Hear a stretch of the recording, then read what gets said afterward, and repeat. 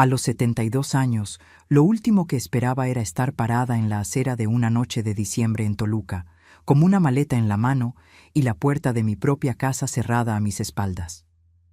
La mujer que mi hijo eligió como esposa me llamó lastre, con esa voz firme de quien practicó la frase frente al espejo. Lo que ella no sabía era que Eu había pasado 30 años construyendo silenciosamente algo que cambiaría para siempre lo que esa palabra significaría. Y cuando la verdad finalmente salió a la luz esa noche, toda la ciudad estaba mirando. Pero antes de continuar, checa si ya estás suscrito al canal y escribe en los comentarios: ¿desde dónde estás viendo este video? Nos encanta saber hasta dónde están llegando nuestras historias. Tengo 72 años, artritis en ambas manos, una rodilla izquierda que tiene opiniones propias sobre el clima, y hasta esa noche de viernes creía que sabía exactamente cómo estaban las cosas en mi mundo. Estaba equivocada. La casa era mía. 4 recámaras, piso de madera de encino que yo misma elegí cuando tenía 40 y tantos, y aún creía que las cosas bonitas duraban para siempre. Pagué las últimas mensualidades en 2019, solita, con el dinero que fui ahorrando centavo a centavo después de que mi esposo, Aurelio, murió. Firmé las escrituras a nombre de mi hijo Marcos hace 3 años, cuando la rodilla se puso mal tras la cirugía y él me dijo: «Mamá, ven a vivir con nosotros, es temporal, solo en lo que te recuperas». Temporal. Palabra traicionera. Palabra que cambia de tamaño dependiendo de quién la use. Aquel viernes, 9 de diciembre, lo escuché todo desde mi cuarto, el pequeño, el que estaba al fondo del pasillo, que antes era una bodega de despensa antes de que Marcos lo limpiara para mí. Las paredes de esa casa eran delgadas como promesas, y la voz de Jimena, mi nuera, no hacía ningún esfuerzo por ser discreta.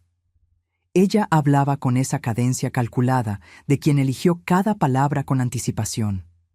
Decía que yo ocupaba demasiado espacio, que interfería en la crianza de los nietos, que me había vuelto una carga. Y Marcos se quedaba en silencio al otro lado de la cocina. Y ese silencio me dolió más que cualquier palabra que ella dijo. Me levanté de la cama despacio. Agarré el abrigo café que compré hace más de 20 años en una tienda del centro histórico que hoy es una farmacia. Agarré la bolsa que mantenía lista desde hace 15 años. Hábito antiguo, de una vida que Marcos nunca supo que yo tenía. Y fui hacia la puerta. No entré a la cocina para confrontarlos. No era el tipo de escena que quería tener. Fui directo a la salida, y cuando Marcos me vio en el pasillo, con el abrigo puesto y la bolsa en la mano, solo dijo: «Mamá, solo eso». No fue un ruego.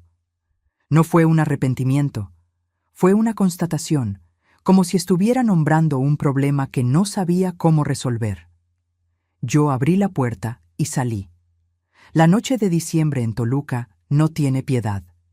El viento viene de un ángulo que parece personal, que parece elegido específicamente para ti. Me quedé parada por un instante en el porche, mirando la calle cubierta de un aguanieve leve, pensando que había sido expulsada de mi propia casa con tanta eficiencia que ni tuve tiempo de indignarme bien. Entonces Jimena apareció detrás de mí, en el umbral. No sé si fue impulso o si ella lo había planeado también, pero lo lo dijo recio, con esa firmeza de quien finalmente soltó lo que estaba guardando. «Váyase, doña Lucía. Usted nunca fue nada más que un peso aquí». No fue un susurro. No fue algo que pudiera negarse al día siguiente. Palabras limpias, pronunciadas con claridad, en el frío de diciembre. Marcos estaba detrás de ella. Vi su sombra en el vidrio de la puerta. No dijo nada. Bajé los 3 escalones de la entrada y empecé a caminar por la banqueta. No tenía destino. Bueno, sí tenía, pero mi cabeza aún no llegaba ahí. Mi cuerpo es el que sabía el camino. Caminé 2 cuadras antes de que la rodilla empezara a reclamar con seriedad. El frío aprieta las articulaciones de un modo que ningún médico explica bien, que ninguna medicina resuelve por completo. Me detuve en una parada de camión, me apoyé, respiré profundo.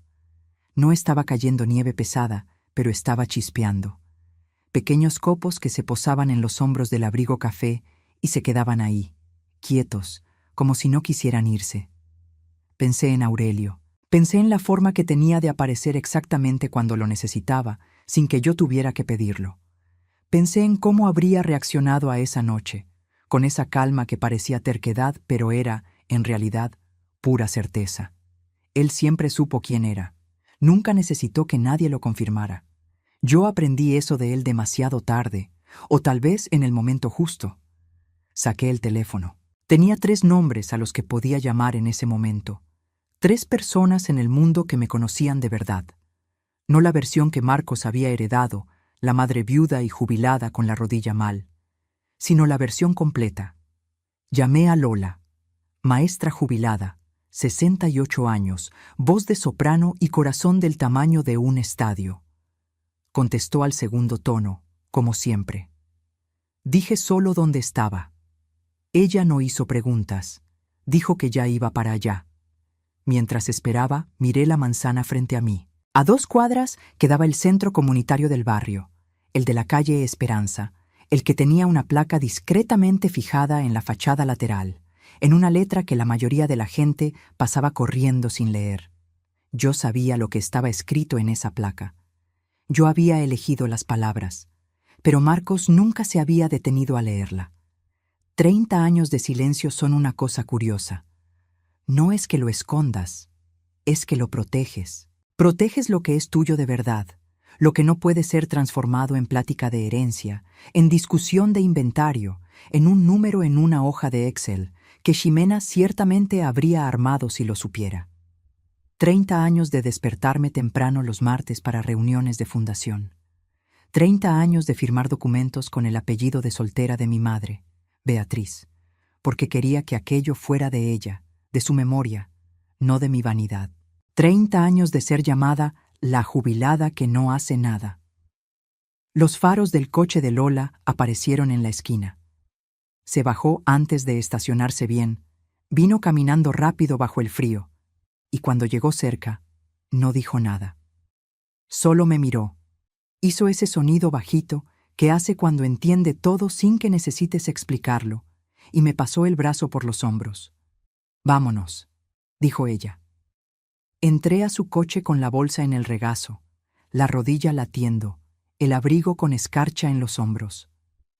No lloré, no porque no quisiera, sino porque había algo más fuerte que la tristeza operando en mí en ese momento.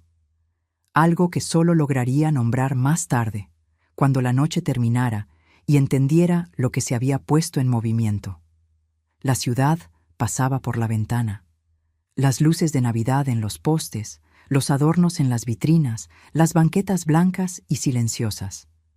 Toluca en diciembre tiene una belleza fría que nunca aprendí a no sentir, incluso después de todos estos años. Lola manejó sin preguntar a dónde. Ella sabía, claro que sabía. Detuvo el coche en la calle Esperanza, frente al centro comunitario, y me quedé mirando por la ventana por un momento antes de salir. El edificio estaba iluminado. Eran casi las 10 de la noche de un viernes de diciembre y había luz en todas las ventanas del centro. No era raro. Los viernes eran noche de regularización escolar para los adolescentes del programa y el personal de coordinación solía quedarse hasta tarde. Pero había también demasiados coches estacionados en la calle y había un grupo de gente afuera, en el frío, que no parecía estar esperando el camión. «¿Qué está pasando?», pregunté. Lola tenía esa expresión que usa cuando sabe más de lo que está diciendo. «Entra», dijo. «Vas a entender». Bajé del coche con cuidado, la rodilla protestando en cada centímetro. Había dejado de chispear por unos minutos, pero el frío se había quedado calado. Fui caminando despacio hacia la entrada, y cuando la gente de afuera me vio, hubo un momento de silencio colectivo que no supe interpretar de inmediato.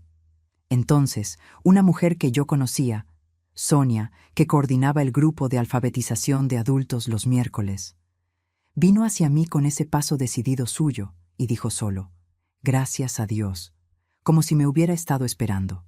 Por dentro, el centro estaba lleno, no lleno de evento, lleno de personas que estaban ahí por una razón específica, reunidas en grupos de 2 y 3, platicando en voz baja, con esa energía de quien está aguardando algo. Reconocí rostros en todas partes, maestros del programa de apoyo, madres que había visto en reuniones de padres, los 3 muchachos del taller de música que habían ganado la beca el año anterior, la directora de la escuela primaria de la calle de abajo, a la que nunca había visto en persona, solo por correo. Ninguno de ellos debería saber quién era yo. Es decir, todos estaban ligados a la Fundación Beatriz de alguna forma, pero la Fundación Beatriz no tenía un rostro público. Nunca lo tuvo. Ese era el punto. Sonia me guió al fondo del salón, a la oficinita que funcionaba como coordinación, y cerró la puerta. Era un cuarto pequeño, con un escritorio, sillas plegables, un estante lleno de carpetas de colores y en la pared un tablero de corcho cubierto de fotos de alumnos graduados a lo largo de los años. Me había sentado en esa oficina cientos de veces, pero nunca de esa forma, con la bolsa aún en la mano, el abrigo mojado, recién salida de mi propia casa por segunda vez en la vida. La primera había sido cuando Aurelio murió y no pude quedarme entre esas paredes por 3 días seguidos. Salí caminando y solo volví cuando tuve a dónde volver. ¿Cómo te enteraste?, le pregunté a Sonia. Lola llamó, dijo ella. Pero Lola no fue la única. Margarita también llamó. La hija de la señora de la esquina, ¿sabes? Ella te vio saliendo. El pueblo chico dentro de la ciudad grande. Así funcionaba el barrio. Siempre funcionó así. Sonia puso una taza de café en mi mano antes de que yo lo pidiera, y salió a buscar algo para ponerme en la rodilla. Me quedé sola por unos minutos en esa sala, con el café caliente entre las palmas de las manos con artritis, mirando las fotos en la pared. Rostros jóvenes con toga y birrete, sonriendo con esa sonrisa específica de quien no imagina todavía cuánto el mundo va a poner a prueba esa sonrisa. Muchos de esos rostros los había visto crecer en fotos anuales enviadas por el programa. Ninguno de ellos sabía mi nombre, o al menos eso pensaba yo. Había una foto más grande en el centro del tablero que yo no había puesto ahí. Era reciente, debía tener unos 2 años, y mostraba a un grupo de graduados frente a este mismo edificio, con la placa de la fachada lateral visible al fondo. La placa con las palabras que yo había elegido. Construido por Beatriz, con amor, en silencio, para siempre. Sonia volvió con una bolsa de hielo improvisada y una mirada que tenía preguntas, pero no hizo ninguna. Ese es el tipo de amistad que solo construyes después de los 60, la que sabe cuándo callar. Mientras el hielo aliviaba la rodilla, oía afuera el murmullo creciente de más gente llegando, y empecé a entender que Lola había hecho más que llamar a Sonia. Lola había jalado un hilo, y el hilo había jalado otro, y a las 10 de la noche de un viernes frío, algo se estaba armando en ese salón sin que yo lo hubiera pedido y sin que pudiera detenerlo. 30 años de silencio, pensé, y todo lo que se necesitó fue una noche para que terminara. A las 11 de la noche había una cámara de televisión frente al centro comunitario. Sonia vino a contármelo con ese tono de quien trata de preparar a alguien para una noticia que no tiene forma de suavizar. Una reportera de un canal local se había parado por casualidad, atraída por el movimiento inusual de un viernes por la noche, y le había preguntado a uno de los chavos del taller de música qué estaba pasando. Él le contó, así de simple. Me enteré sentada en la oficinita con la bolsa de hielo y el segundo café en la mano, y lo primero que pensé fue, Marcos lo va a ver. Lo segundo que pensé fue, bueno, no es que quisiera que él lo supiera de esta forma. Durante 30 años me había preguntado cómo sería contárselo. Había imaginado pláticas calmadas, cenas largas, el tipo de revelación que tienes tiempo de preparar y él tiene tiempo de procesar. No había imaginado una cámara de televisión y una noche de helada y una maleta que traje para no tener que volver a pedir mis cosas. Pero a veces la vida organiza las cosas sin consultar tu preferencia. Lola entró a la oficinita y cerró la puerta con ese cuidado de quien trae una conversación importante. Se sentó en la silla plegable frente a mí y se me quedó viendo un segundo antes de hablar. Tienes que saber, dijo ella, que este edificio entero está lleno de gente que vino porque quiso. Nadie llamó a 2/3 de ellos. Ellos simplemente aparecieron. La miré. Sonia mandó mensaje al grupo del programa, continuó. Y de ahí cada persona mandó al suyo, y luego alguien mandó al grupo de la escuela. Ya conoces cómo funciona esto. Lo conocía. Era así como el barrio funcionaba desde hacía 40 años. Una red invisible de personas que se cuidaban porque habían aprendido que nadie más iba a hacerlo por ellas. Lucía, dijo Lola, despacio. Ellos saben. El barrio sabe. Siempre supo. Aquello se quedó flotando en la sala por unos instantes. ¿Siempre supieron qué? De la fundación. ¿De quién es Beatriz? Hizo una pausa. No todo el mundo, no los detalles, pero la gente que trabaja aquí hace años, que vio crecer los programas, que vio de dónde venían los recursos, tenían sus sospechas. Algunos tenían la certeza. 30 años de sigilo, y el barrio había guardado mi secreto con más cuidado del que yo había guardado el de ellos. Aquello me llegó de una forma que no esperaba, en algún lugar entre el pecho y la garganta, e hice lo que hago desde que aprendí el truco. Miré hacia arriba por un segundo, respiré y no lo dejé entrar. Marcos no sabe, dije. No, confirmó ella. Pero lo sabrá pronto. Alguien tocó a la puerta de la oficinita. Era un muchacho joven que no conocía, con gafete de empleado de la televisora, pidiendo permiso. Dijo que a la reportera le gustaría platicar conmigo cuando estuviera lista. Sin prisas, dijo él, lo cual era una mentira gentil porque claramente había prisa.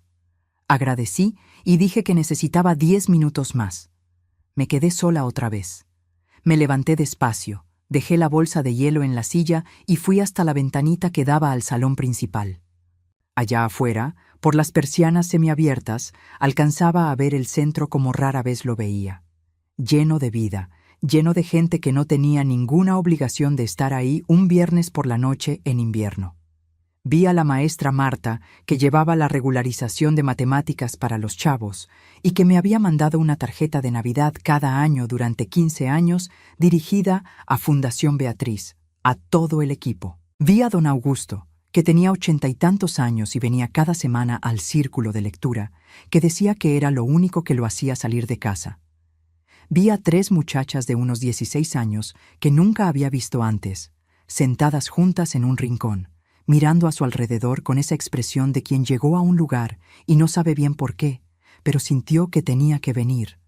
Fue en ese momento que la puerta de la oficina se abrió de nuevo, pero esta vez no era el muchacho del gafete, era Marcos.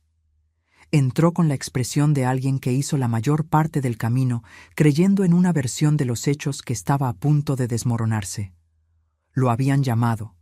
Supe después que Lola le había mandado un mensaje corto diciendo que me había caído en la banqueta y que estaba en el centro, que tenía que venir.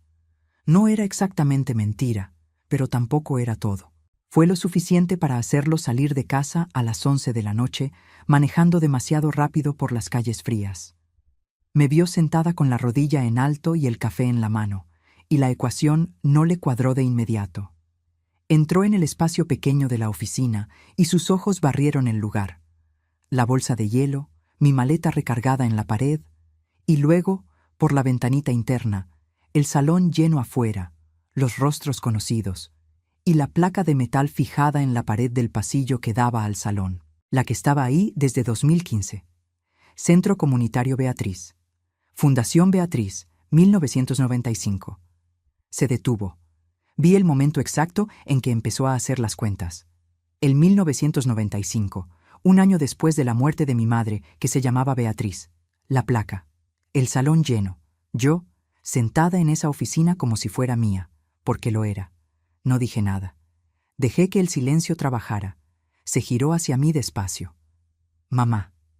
No fue una pregunta ni una acusación. Fue el tipo de palabra que la gente dice cuando necesita un punto de partida y no sabe cuál es. «Siéntate», dije. Se sentó en la silla plegable que Lola había ocupado antes. Se me quedó viendo con esa expresión que le conocía desde que tenía 8 años. El Marcos que no sabe qué hacer con lo que siente, que nunca supo bien, que aprendió de su padre a guardar todo en un estante interno muy alto y esperar a que la situación se resolviera sola. Empecé a contarle, no dramáticamente, del modo en que se cuenta algo que has cargado demasiado tiempo, con cansancio, con alivio, con la conciencia de que el peso va a cambiar de lugar pero no va a desaparecer. Le conté de la fundación, de 1995, cuando mi madre murió de un derrame cerebral fulminante en marzo, y yo pasé los meses siguientes entendiendo que lo mejor que podía hacer por su memoria era construir algo que ella habría amado. Ella, que había dado clases durante 35 años en una escuela pública sin quejarse nunca del sueldo, que decía que la mayor pobreza era la de quien crecía sin saber que tenía opciones. Le conté del dinero, de la herencia pequeña que mi padre había dejado cuando murió en 1993, que yo había metido en un fondo y nunca toqué personalmente. Ni un centavo para mí. Cada peso se había ido a la fundación, que se había ido a escuelas, a programas, a becas, a este edificio. Le conté de los 14 años que me tomó construir la fundación hasta el punto en que se mantenía con donaciones y alianzas, sin necesitar mi dinero inicial. Le conté de las madrugadas de martes, armando reportes que Marcos pensaba que eran crucigramas en la pantalla de la computadora. Le conté del nombre, Beatriz, no Lucía, porque quería que fuera de ella, no mío. Marcos escuchó todo sin interrumpir. Sus ojos se fueron llenando de una forma que trató de contener, y reconocí el esfuerzo porque era el mismo que yo hacía siempre que alguien mencionaba el nombre de mi madre por sorpresa. Cuando terminé, el silencio duró unos 20 segundos. «¿Por qué no me lo dijiste?», dijo bajo, no enojado, dolido de un modo más profundo. «Porque se lo habrías dicho a Jimena», dije, simplemente, sin rencor en la voz, porque ya no había espacio para el rencor esa noche. Y Jimena habría convertido esto en una plática sobre herencia y patrimonio. Y esto nunca se trató de herencia. Hice una pausa. Era sobre tu abuela. Era sobre hacer algo que durara más que yo. Él puso los codos en las rodillas y el rostro en las manos. Lo dejé estar así por un momento. Afuera, oí la voz de la reportera, haciéndole una pregunta a alguien.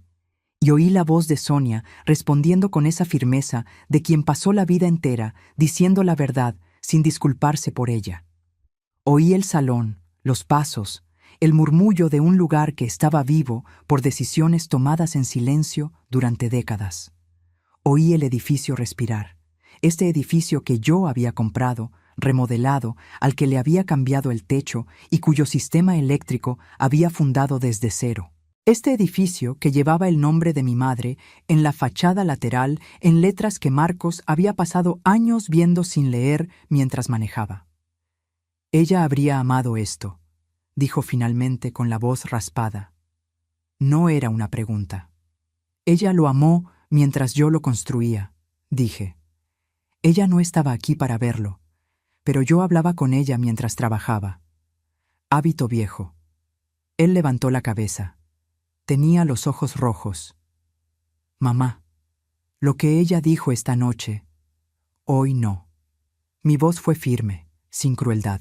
Hoy no hay espacio para eso. Hoy acepto una disculpa, que es la tuya, y mañana vemos lo demás. Pidió perdón. Del modo en que los hombres de su familia siempre pedían perdón, sin adornos, sin rodeos, mirando a los ojos. Perdóname, dijo. Debí haber dicho algo. Me quedé parado y no debí. Había más cosas que decir, muchas más, pero él tenía razón en que esa era la parte que importaba primero. Lo demás vendría después. Salí de la oficinita con él todavía sentado ahí, necesitando un minuto con sus propios pensamientos, y fui al pasillo. Lola me encontró casi de inmediato y me puso la mano en el brazo con ese apretón firme suyo. No dijo nada. No hacía falta. La reportera estaba en la entrada del salón, joven, seria, con el bloque de notas en la mano y el camarógrafo detrás ajustando el equipo. Me vio y caminó hacia mí con esa cortesía de quien fue entrenada para ser menos amenazante de lo que la situación amerita. Dijo que había oído hablar de la Fundación Beatriz a través de la gente que estaba en el centro esa noche. Dijo que le gustaría entender mejor qué era. Dijo que había una historia aquí. Había 30 años de historia. Había 14 escuelas en 3 estados. Había 231 becas universitarias, el número que había checado en el último reporte de junio. Estaba este edificio, este salón, estas personas que habían aparecido en una noche de invierno porque supieron que algo andaba mal y decidieron que no era asunto suyo quedarse en casa. «Deme 2 minutos», le dije. Fui al baño del fondo, el chiquito, el que tenía un espejo manchado que necesitaba cambio hace 2 años y que yo había anotado para la próxima reunión de presupuesto. Me miré al espejo. 72 años, abrigo café viejo, rodilla que latía en ciclos regulares, cabello blanco que había dejado de teñir cuando decidí que tenía cosas más interesantes que hacer con mi tiempo. Pensé en Aurelio, pensé en mi mamá. Pensé en los 30 años de reuniones de martes, de reportes nocturnos, de decisiones tomadas en silencio sobre a dónde iba el dinero, sobre qué programa necesitaba más apoyo, sobre qué escuela se estaba cayendo a pedazos por falta de recursos. Pensé en Ximena, en ese momento, viendo el noticiero de las 11 en una casa que había sido mía antes de ser de ella. Volví al salón. La reportera me esperaba con la cámara ya posicionada. La gente alrededor abrió un espacio discretamente, como quien entiende que está siendo testigo de algo. Me quedé de pie con mi bolsa al hombro, mi abrigo café, mi rodilla con sus opiniones. Miré a la cámara y pensé que, en algún lugar, a 14 manzanas de ahí, en una sala que un día fue mía, una televisión estaba encendida. «Puede preguntar», dije. La reportera preguntó qué era la Fundación Beatriz. Pensé por un segundo antes de responder. No porque no lo supiera, porque quería decirlo de la forma correcta, la forma que mi madre habría usado si hubiera sido ella la que construyó. «Es una historia de amor», dije. «Empezó cuando mi madre murió, y necesité una forma de no dejar que se fuera por completo.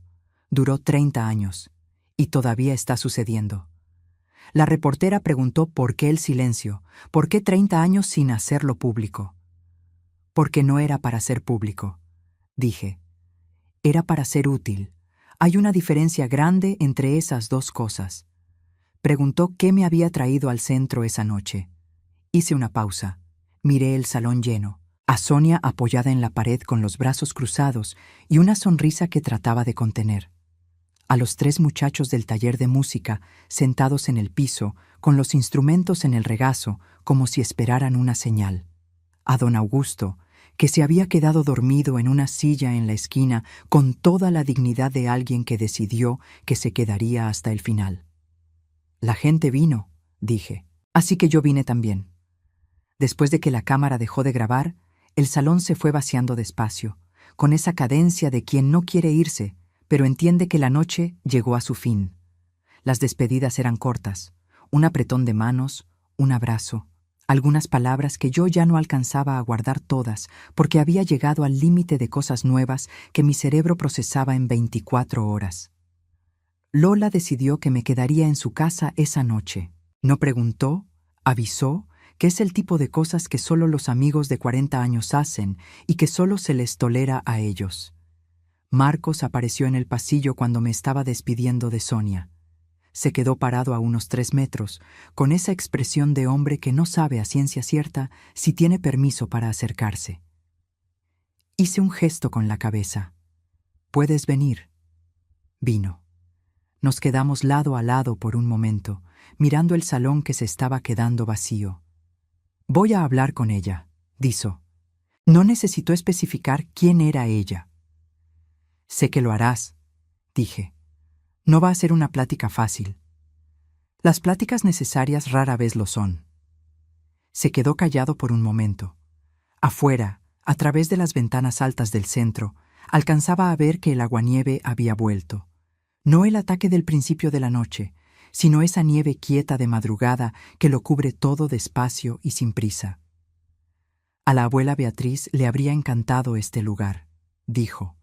Sonreí. No de tristeza, no de melancolía, sino de esa forma en que sonríes cuando alguien finalmente ve lo que tú llevas mirando 30 años. Ella fue la que me enseñó todo lo que sé sobre construir cosas que duren. Dije, yo solo pagué la cuenta. Nos despedimos en la acera, con esa extrañeza de despedida que no es definitiva, pero es un punto de inflexión, del tipo que sientes en el momento y recuerdas años después. Me abrazó por más tiempo de lo habitual. No dijo nada. A veces no hay nada que decir. En el coche de Lola, camino a su casa, me quedé mirando por la ventana las calles de Toluca cubiertas de blanco. Los adornos de Navidad en los postes, las ventanas encendidas de las casas donde personas que nunca conocería estaban viviendo sus propias noches complicadas. Pensé en mi mamá, en la forma que tenía de decir que toda semilla que plantas vuelve a ti de un modo u otro, a veces de formas que no reconoces al momento. Pensé que ella había plantado en mí la terquedad, la paciencia, la certeza de que hacer el bien en silencio sigue siendo hacer el bien, y que yo había intentado plantar en los programas, en las escuelas, en los niños que pasaron por el centro sin saber mi nombre. A veces solo descubres el tamaño de lo que construiste cuando te toca pararte a mirar desde afuera. Lola se detuvo en un Oxxo abierto y volvió con 2 chocolates calientes sin preguntar si quería.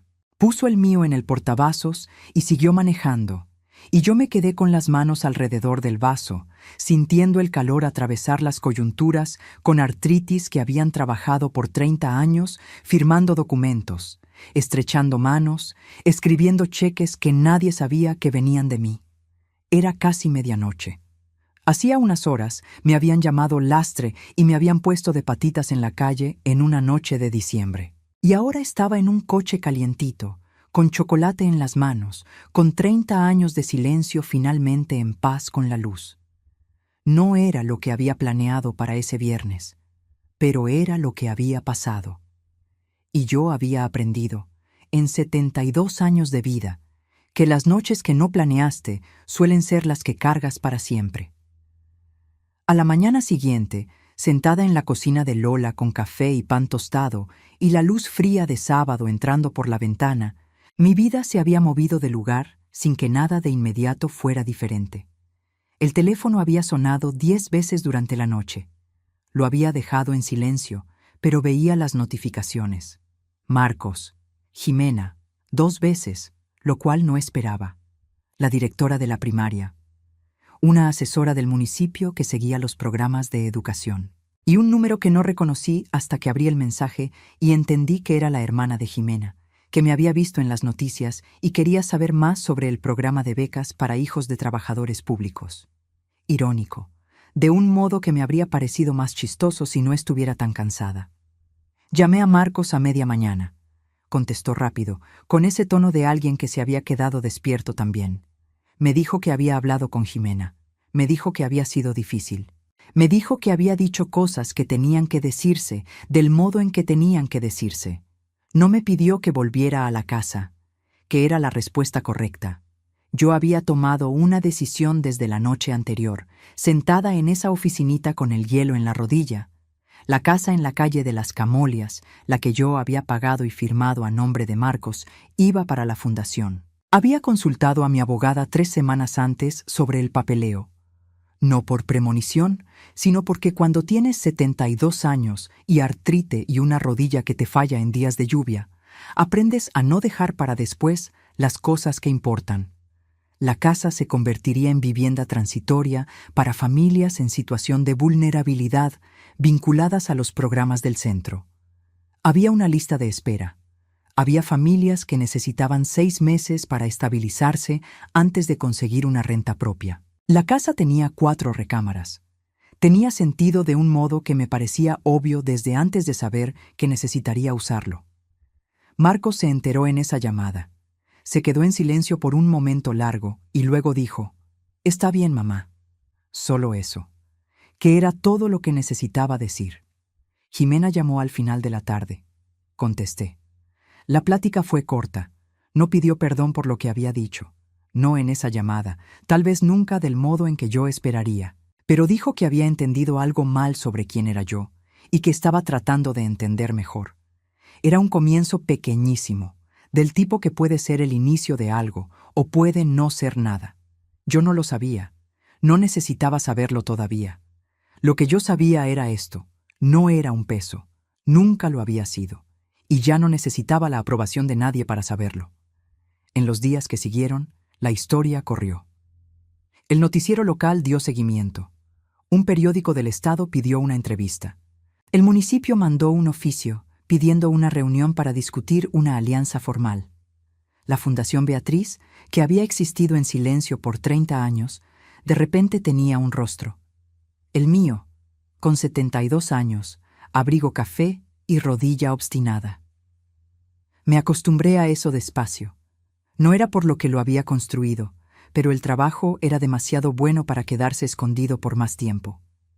Mi mamá habría dicho que las cosas tienen su propio tiempo para aparecer. Yo había esperado el tiempo de ella. Me mudé a un departamento pequeño en la misma calle del centro, a 3 cuadras de distancia. 2 recámaras, ventana a la calle, elevador que funcionaba la mayoría de las veces. Lola me ayudó a mudarme un sábado soleado de enero, con esa alegría específica de quien está viendo a una amiga finalmente aterrizar en el lugar correcto. Puse en la pared de la sala una foto de mi madre. No el retrato formal de su cumpleaños 80 que estaba en todos los álbumes de la familia, sino una foto vieja que yo había guardado por décadas. Ella en la sala de la casa donde crecimos, sentada en el sillón amarillo, riéndose de algo fuera de cuadro, con esa risa que le tomaba toda la cara. Cada mañana, antes del café, me quedo un segundo frente a esa foto. No para pedir permiso, no para pedir fuerza, solo para recordar de dónde vinieron las mejores partes de lo que soy. 30 años es mucho tiempo para cargar un secreto. Pero a veces el silencio es la forma más honesta de decir que una cosa le pertenece a alguien que ya no está aquí para recibirla. Yo cargué el silencio hasta que ya no me necesitó más. Y cuando la puerta se cerró aquella noche de diciembre y el viento frío de Toluca me encontró en la banqueta y me quedé parada por un segundo sin saber exactamente a dónde ir, fue mi madre la que me orientó, como siempre. 3 cuadras a la izquierda, el edificio iluminado, su nombre en la fachada, a casa. Ahora, si te gustó esta historia, dale clic a suscribirte y dime en los comentarios qué parte te dejó con la boca abierta. Y no olvides hacerte miembro para tener acceso a videos exclusivos que no subo aquí. Te espero allá.